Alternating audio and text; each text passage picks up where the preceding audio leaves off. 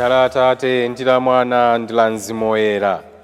Pali ndi alongo ndikulandileni pano pa Tiyankhuleni Ambuye. Lero ndi lachinayi mu nyengo imene yapachaka mlungu wa namba 11. Mawu oyamba akuchokera mkalata yachiwiri ya Paulo oyera kwa Akorinto.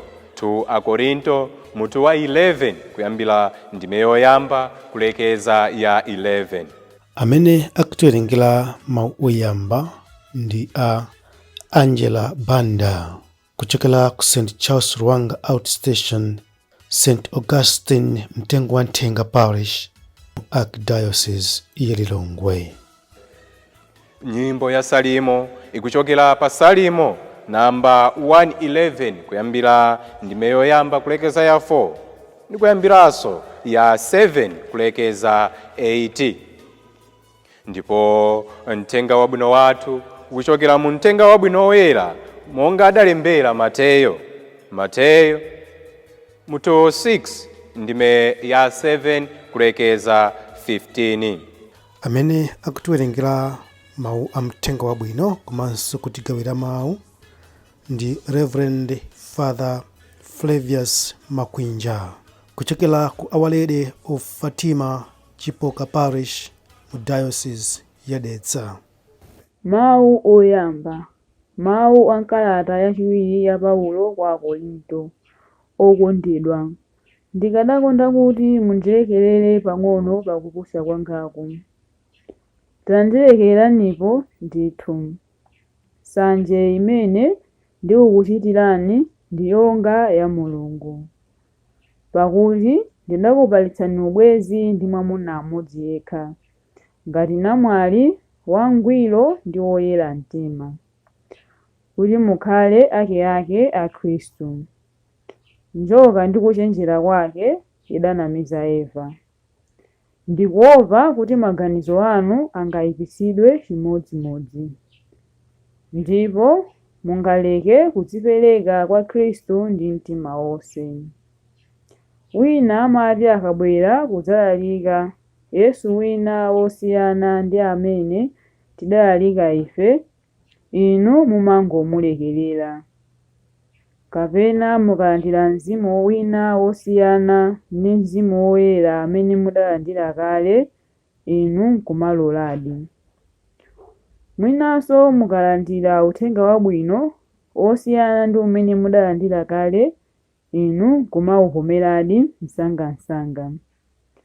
Ndikuganiza kuti atumwi anu apamwambawo sandiposa ine pa kanthu kalikonse, ngakhale ndine mbuli paluso lolankhula, koma pa nzeru ndiye ayi.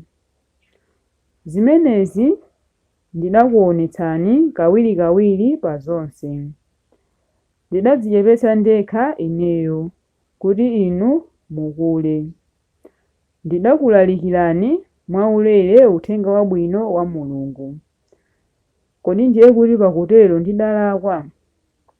Pakulandira zondithandiza kuchokera ku mipingo ina, ndinachita ngati kuwalanda zawo kuti ndikutumikireni inu. Ndipo pamene ndidali kwanuko nditasowa kanthu, sindidavute aliyense, pakuti abale ena ochoka ku Masedoniya adandipatsa zonse zimene ndinkasowa. Pa zonse ndinkasamala kwambiri kuti ndisakhale ngati katundu wokulemerani. Ndipo ndidzapitirirabe kutero, malingana ndi choona cha Khristu chimene chili mwa ine. Ndikunenetsa kuti palibe munthu amene adzandiletsa kunyadira zimenezi m'madera onse akukaya. Ndikutero chifukwa chiyani? Kodi monga sindikukondani? Akudziwa ndi Mulungu kuti ndimakukondani. Mawu a Ambuye. Tithokoze Mulungu. Ambuye akhale nanu, akhalenso ndi mzimu wanu. Mawu a mtenga woyera monga adalembera Mateyo. Ulemu kwa inu Ambuye. Pa nthawi yomweyo Yesu adati, pamene mukupemphera musamangobwerezabwereza mawu monga amachitira anthu akunja. Iwowa amayesa kuti akachulukitsa mawu choncho ndiye pamene Mulungu awamvere. Inu musamatero ayi, pakuti Atate anu amadziwa zimene mukusowa inu musanapemphe.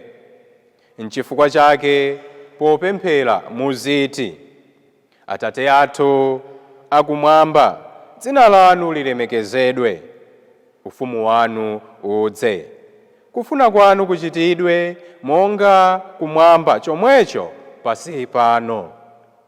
Mutipatse ife lero chakudya chathu cha masiku onse. Mutikhululukire ife machimo athu monga ifenso takhululukira otilakwira. Ndipo musalole kuti tigwe mzotiyesa, koma mutipulumutse kwa woyipa uja. Pakuti ufumu, mphamvu ndi ulemerero ndi zanu kwamuyaya. Amen. Ndithu ngati mukhululukira anthu machimo awo, Atate anu akumwamba adzakukhululukirani inunso. Koma ngati simukhululukira anthu machimo awo, Atate anunso sadzakukhululukirani machimo anu. Mthenga wa Ambuye. Ulemu kwa inu Ambuye Yesu Kristo.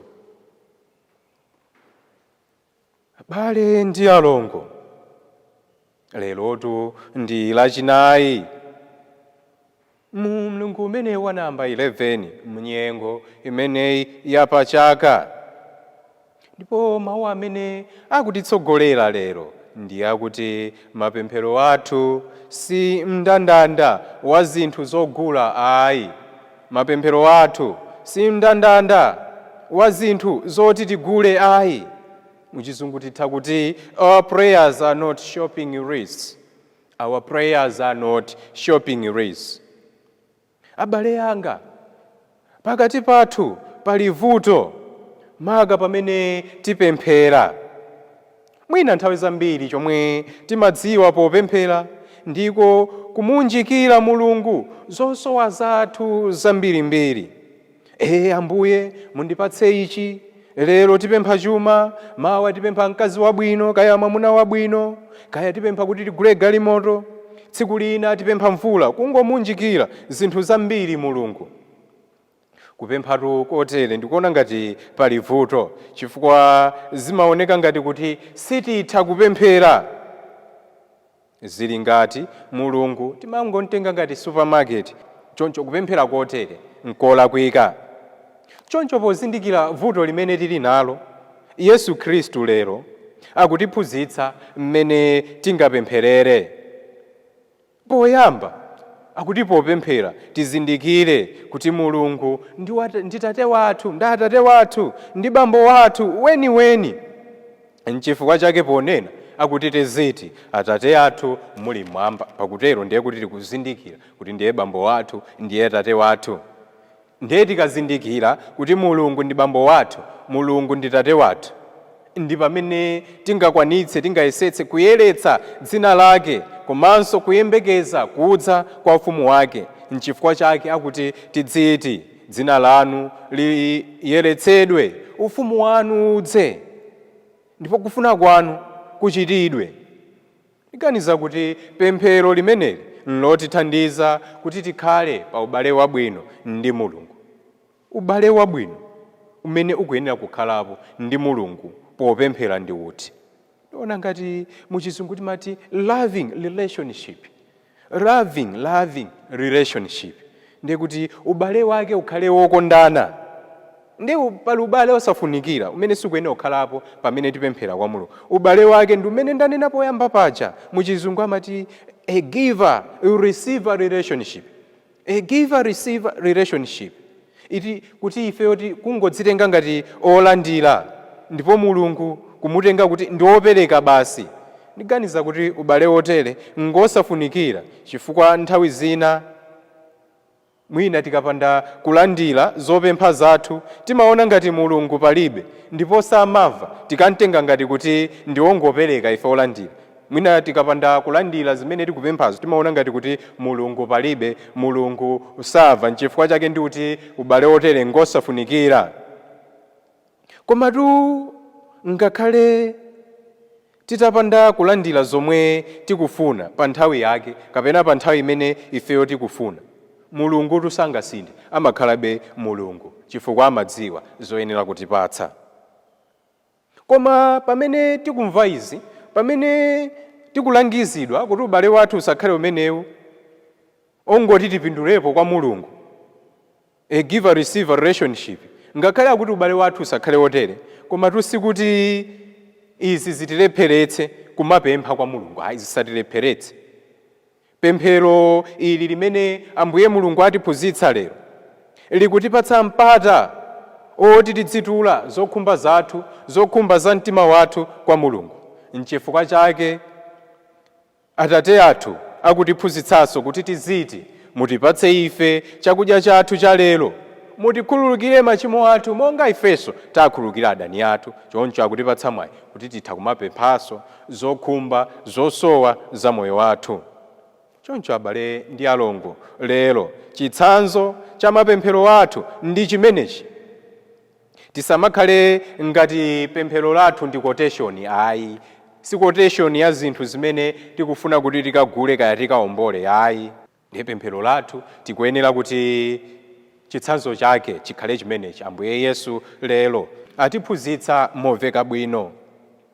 Titsate monga mmene akunenera Paulo oyera lero mkalata yake yachiwiri. Akuti chani Paulo oyera?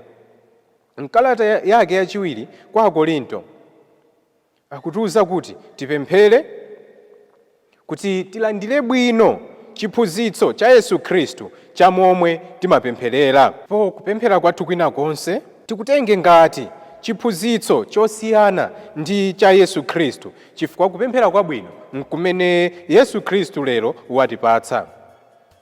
Tisavomerezenso mthenga wabwino wina. Ayi, izi zimene Paulo oyera akunena, chifukwa mthenga wabwino ndi omwewu wa Yesu Khristu, omwe sumasintha. Ayi, choncho chitsanzo chakupemphera kwathu lero ndi chomwechi, ndipo sitikuyenera kuchisintha. Tiphunzire kupemphera monga mmene Ambuye athu Yesu Khristu lero atiphunzitsira.